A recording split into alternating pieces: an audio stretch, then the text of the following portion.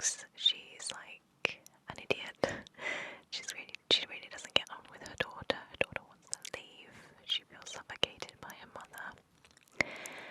And yeah, so she goes to the IRS to have an interview, and weird stuff happens. And it transpires that there are multiple versions of her in all sorts of infinite parallel universes, realities, however you want to call them. And her alternate husband in another reality, he's not actually her husband, but it's the same person. It's the grown-up kid out of Indiana Jones and the Goonies. I can't remember his name. And so he comes to say, look, we think you're going to be the savior of this horrible thing that's happening, whereby this bad guy is basically trying to take over the multiverse, or destroy it. We're not really sure which. We think you're the person to stop her. So obviously our main character's like, what the hell? And obviously she goes on this crazy adventure to try and stop this person from destroying the multiverse. So in a nutshell, that already sounds quite bizarre, but what I really loved about it and what I really connected to was the mother-daughter relationship. She has a very strained relationship with her daughter, and she kind of doesn't see her for who she is, and she kind of just is so busy wrapped up in her own stuff that she hasn't really taken time to see how her daughter feels. And her daughter's on this rampage of just self-destruction, and I totally related to that. And it was just so funny, heartfelt funny, and just literally burst out laughing funny. There's this one scene, there were tears coming down my face. You all know how much I love 2001 Space Odyssey. Well, there's this scene where so it's all about different choices and how the multiverse makes universes out of, say for instance, humans didn't evolve with 5 fingers or 4 fingers and a thumb. What would happen if they evolved with hot dog fingers? So you have the monkey scene in 2001 Space Odyssey where the monkeys fight each other, and you have these monkeys with sausage fingers smashing the monkeys with the normal human digits. And because I love that film so much, it just literally burst out of nowhere, because the editing and the filming is so quick, so fast paced, you blink and you miss this stuff. And I roared with laughter. I couldn't control myself. It was just so funny. And there were some other really questionable funny moments as well, which I won't ruin for you because they're quite rude. And I was just staring at the screen going, no way, are they really doing this? For people who have seen it, you know the scene I'm talking about. But it was hilarious, and the acting was phenomenal. I was really invested in all the characters, and I loved it. So that was Everything Everywhere All at Once. If you haven't seen it, definitely go and check it out. It's amazing, one of the best films I've seen this year. So now we move on to my favourite ASM artist. Now, I found this particular ASM artist through TikTok, and if my memory serves me correctly, she didn't start out doing ASMR on TikTok. She started out doing little comedy sketches sort of thing, and I think she tried good response. So she's actually opened up a YouTube channel to do specifically these type of ASMR videos, and I'm so pleased because she is she is so good at it. It's more comedy, satire, sort of ASMR, but she has a natural affinity for it by the way she speaks, and I think in time she's gonna be really, really good, and I hope she really continues with it because I've been absolutely loving her videos. So I will show you one of the videos I really, really like, and her channel name is Finn Burton, FINNBURTON. She has 27,000 subscribers, which is amazing. I think she only opened her channel like a few months ago, I believe. And she's only got a couple of videos on there, but this one in particular I really like, and I'll tell you why in a moment. Good morning, Charlotte, darling. How are you feeling this morning? Ready for school? Oh, you're not feeling too good this morning, Charlotte, darling. What's going on? I can hear you sound a little bit chesty. Okay. Alright, so you're feeling a little bit sick. Okay, darling, just give me 1 second. Okay, alright, Charlotte, darling, do you want to come here? Okay, I'm just going to feel your forehead, darling. Just to check. Actually, it does feel like you have a little bit of a temperature, darling. Yeah. That's not good, is it? Okay, and darling, are you feeling a little bit snotty as well? Yeah, I can hear that. Okay, darling, just take a tissue, alright? Darling, is your throat sore? It is. Okay. Well, darling, I'm going to have to contact the school, okay? I really don't think it's a good idea that you're going into school today, alright? I'm going to give them. Okay. So you can probably see right away why I like that, because she uses my name. obviously not my name in particular, but the Charlotte name. And whenever she says it, it's like, oh yeah, what do you want? It feels like she's speaking to me.